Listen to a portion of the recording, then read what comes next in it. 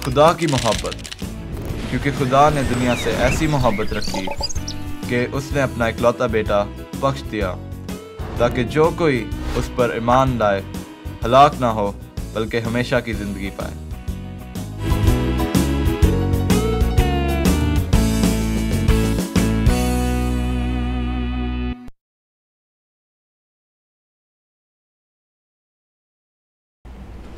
खुदावंद यीशु मसीह जो हमारा इफ्ज़ी और हमारा कफ़ारा है, उसी के जलाली और कदूस नाम में मैं वायलेट सिसल आप सबको सलाम पेश करती हूँ और प्रोग्राम खुदा ने दुनिया से ऐसी मोहब्बत रखी में आप सबको खुश आमदीद कहती हूँ। नाज़रीन, पौलुस रसूल इब्रानियों के नाम ख़त में यूँ बयान करते हैं, और चूँकि हमारा ऐसा सरदार काहिन है जो खुदा के घर का मुख्तार है, तो आओ हम सच्चे दिल और पूरे ईमान के साथ और दिल के इल्ज़ाम को दूर करने के लिए दिलों पर छींटे लेकर और बदन को साफ़ पानी से धुलवाकर खुदा के पास चलें और अपनी उम्मीद के इकरार को मजबूती से थामे रहें, क्योंकि जिसने वादा किया है वो सच्चा है। तो आइए नाज़रीन, हम भी कलाम खुदा पर अमल करते हुए अपनी उम्मीद के इकरार को मजबूती से थामे रखने की कोशिश करें और मिस रूप जॉर्डन की खूबसूरत सी आवाज़ में ये गीत सुनें।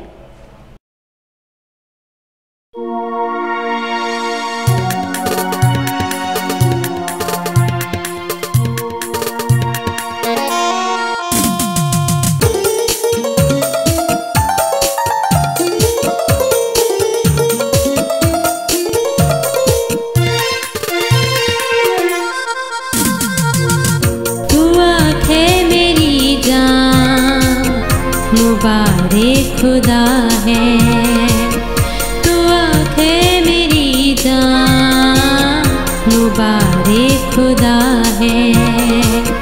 तेओ से दही ना, तेओ से दही ना पवित्र सदा है, तू आँखें मेरी जान, मुबारक खुदा है।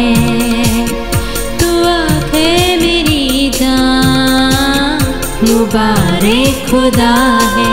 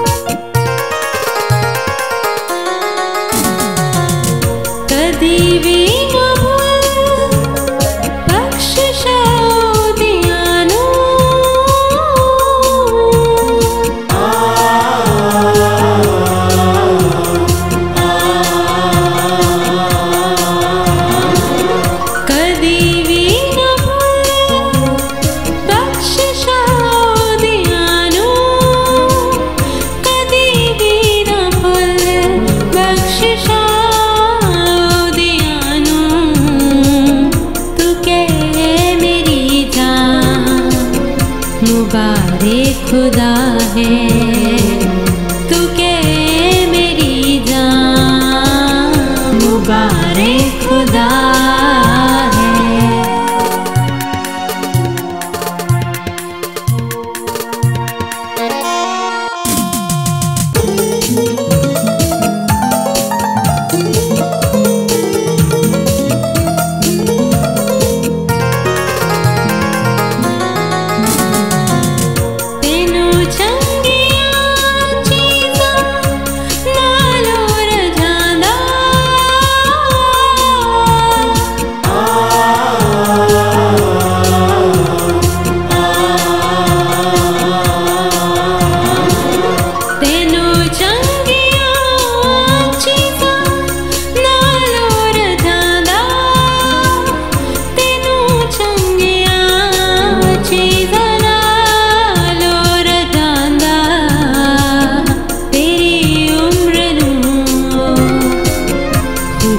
बख्शदा है तेरी उम्र नू,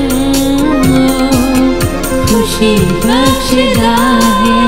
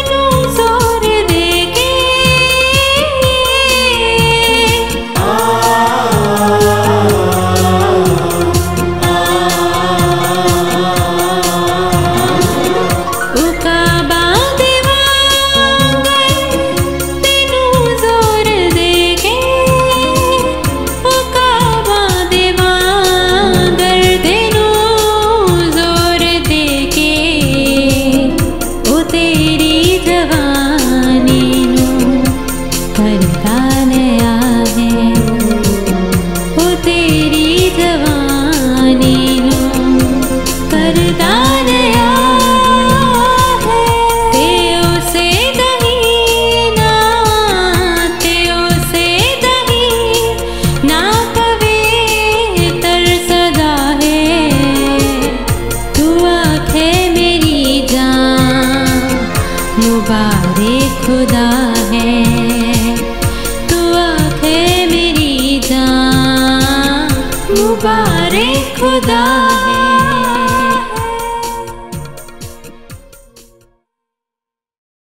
जी नाज़रीन, आपने गीत सुना। मैं उम्मीद करती हूँ कि खुदावंद की इस सिताइश के वसीला से आपने बरकत पाई है।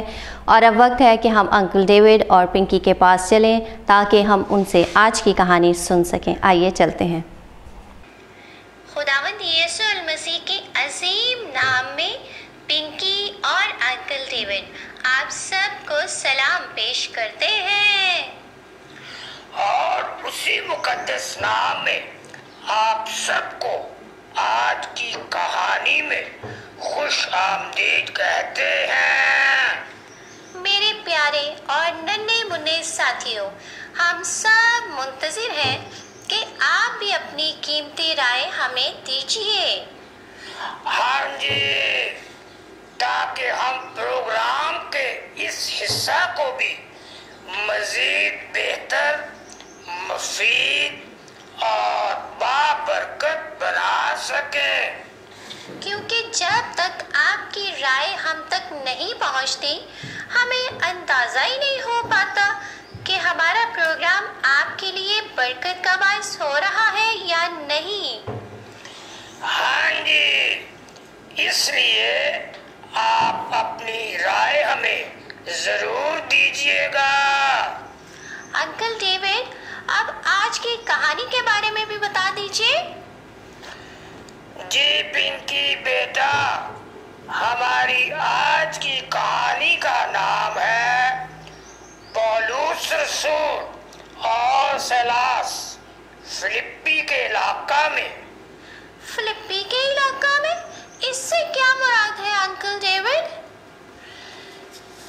पिंकी बेटा, ये भी उन इलाकों में से एक था जहां पौलुस रसूल खिदमत करने गया। उसके मशरक में नियापलिस और मगरब में इम्फलस था। अच्छा जी। हाँ जी, तो आइए नाज़रीन, ये कहानी सुने। पौलुस और सिलास फिलिप्पी के इलाका में। कुछ सालों के बाद पौलुस और उसका दोस्त सिलास फिलिप्पी के एक कस्बा में गए ताकि यीशु की खुशखबरी वहां बयान करें। वहां उनकी मुलाकात एक औरत लुदिया नाम से हुई जो करमस बेचती थी। वो एक मोहब्बत रखने वाली खुदा परस्त औरत थी। खुदा ने उसके दिल को खोला कि यीशु के पैगाम को समझे और उसने अपने खानदान समेत बपतिस्मा लिया। उसने पौलुस और सिलास को अपने घर आने की दावत दी और वो उसके साथ चले गए। पौलुस और सिलास जब फिलिप्पी में थे, अक्सर दुआ करने को जाते थे। हर रोज जब वो दुआ करने जाते, एक लौंडी जिसमें गैबदान रूह थी उनका पीछा करती। वो गैब का हाल बताने वाली थी और अपने मालिकों के लिए बहुत से पैसे कमाती थी। वो लौंडी उनके पीछे चलाती रही। ये अजीम तर खुदा के बंदे हैं जो तुम्हें निजात की राह बताते हैं। वो ये इतना ज्यादा करती रही कि पौलुस सख्त रंजीदा हो गया। एक दिन वो उस लौंडी की जानिब मुड़ा और उस रूह से कहा, यीशु के नाम में इसमें से निकल जा। उसी वक्त उस बुरी रूह ने उसे छोड़ दिया। तब उस लौंडी के मालिक बहुत ज्यादा गुस्सा हुए जब उन्हें मालूम हुआ कि अब ये उनके लिए मजीद रकम नहीं कमा सकेगी। इसलिए उस लड़की के मालिक ने पौलुस और सिलास को पकड़वाया, पिटवाया और जेल में डलवा दिया। पौलुस और सिलास अंदर के कैदखाना में थे जहां उनके पैर काट में ठुके थे। आधी रात के वक्त वो खुदा की प्रस्तिश के गीत गा रहे थे। अचानक जमीन हिल गई और कैदखाना के दरवाजे खुल गए। सब कैदियों की बेड़ियां खुल गईं। जब दारोगा ने ये देखा कि दरवाजे खुले हैं, उसने अपने आप को ये सोचकर कि तमाम कैदी भाग गए, मार डालना चाहा। वो जानता था कि कैदियों के भाग जाने की सूरत में उसे मार डाला जाएगा। पौलुस ने देखा और चिल्लाया, रुक जाओ, अपने आप को नुकसान न पहुंचाओ, हम सब यहाँ मौजूद हैं। दारोगा दंग रह गया। वो पौलुस और सीलास को घर ले गया, उनके जख्म धोए, उनको खाना दिया। तब उसने कहा, मैं क्या करूं कि निजात पाऊं? पौलुस ने जवाब दिया, ईमान ला तो तू और तेरा घराना निजात पाएगा। फिर पौलुस ने दारोगा को उसके घराने समेत बपतिस्मा दिया और उन्होंने बड़ी खुशी मनाई। अगले रोज शहर के हाकिमों ने पौलुस और सीलास को बुलवाया और फिलिप्पी छोड़ने को कहा। पौलुस और सीलास लुदिया के यहाँ गए और कुछ और दोस्तों से मिले और शहर से रवाना हो गए। यीशु मसीह की खुशखबरी फैलती गई और कलीसिया तरक्की करती गई। पौलुस और मसीही रहनुमा मुख्तलिफ शहरों में जाकर मनादी करते और तालीम देते रहे। उन्होंने कलीसियाओं की हौसला अफजाई के लिए बहुत से खतूत लिखे और खुदा के नए अहद के बारे में भी सिखाया। जी नाज़रीन, आपने ये कहानी देखी और सुनी, और हम उम्मीद करते हैं कि हम सब भी अपनी अपनी खिदमत में वफादारी करें। आमीन अंकल डेविड। और नाज़रीन, अब अगले हफ्ते तक के लिए हमें इजाज़त दीजिए। खुदा हाफिज़। जी नाज़रीन, आपने कहानी देखी और सुनी। मैं उम्मीद करती हूँ कि इसके वसीला से आपने खुदावंद का कलाम सीखा है और अब वक्त है कि हम डॉक्टर मार्टिन लूथर की मुख्तसर कैटेकिज़्म के वसीला से भी खुदा का कलाम सीखें। हमारा आज का मज़मून है इंजील और शरीयत में फ़र्क। हम इसमें सीखेंगे कि गुनहगार जो खुदा की शरीयत पर पूरा ना उतरने की वजह से सज़ावार ठहरता है, उसके लिए इंजील इतनी हौसला अफजा क्यों है और किस तौर से इंजील शरीयत से फ़र्क है। आइए सीखते हैं। खुदावंद यीशु मसीह के मुबारक और जलाली नाम में आप सब की सलामती हो। आज हम खुदावंद के कलाम में से सीखेंगे इंजील के बारे में और जानेंगे कि इंजील और शरीयत में क्या फ़र्क है।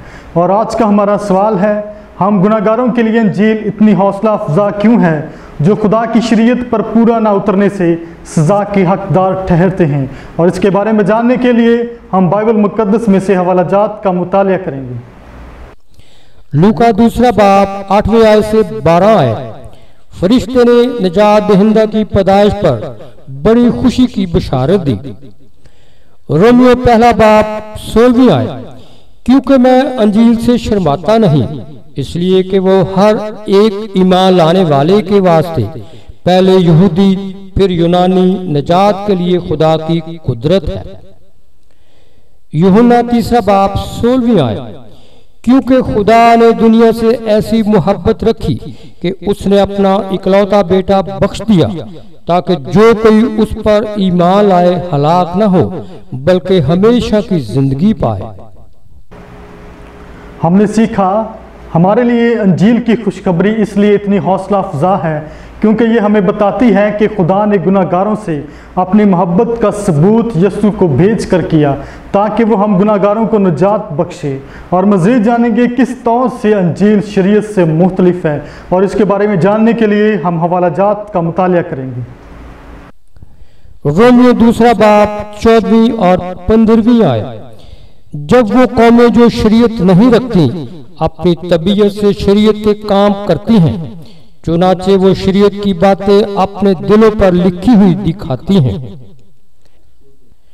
1 कुरिन्थियों 2 बाब 9वीं और 10वीं आयत। जो चीजें ना आंखों ने देखी, ना कानों ने सुनी, ना आदमी के दिल में आई, वो सब खुदा ने अपनी मोहब्बत रखने वालों के लिए तैयार कर दी, लेकिन हम पर खुदा ने उनको रूह के वसीला से जाहिर किया। 2 तिमोथियुस 3 बाब 15वीं आयत। और तू बचपन से उन पाक नविश्तों से वाकिफ है जो तुझे मसीह यस्सु पर ईमान लाने से नजात हासिल करने के लिए दानाई बख्श सकते हैं। हमने सीखा शरीयत हमारे दिलों पर और बाइबल में लिखी है, लेकिन अंजील का इंकशाफ हमारे लिए सिर्फ बाइबल में हुआ है। और इसके बारे में मज़ीद जानेंगे खुदावंद के कलाम में से। गलतियों 3 बाब 12वीं आयत। और शरीयत को ईमान से कुछ वास्ता नहीं, बल्कि लिखा है कि जिसने उन पर अमल किया वो उनके सबब से जीता रहेगा। यूहन्ना 3 बाब 16वीं आयत।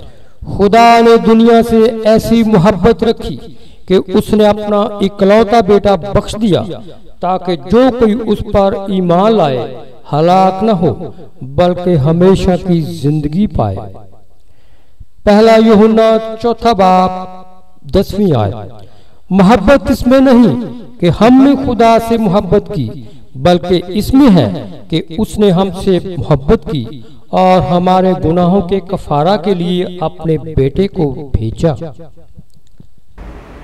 हमने सीखा शरीयत हमें सिखाती है कि हमें क्या करना और क्या नहीं करना, लेकिन अंजील हमें सिखाती है कि खुदा ने हमें बचाने के लिए क्या किया है।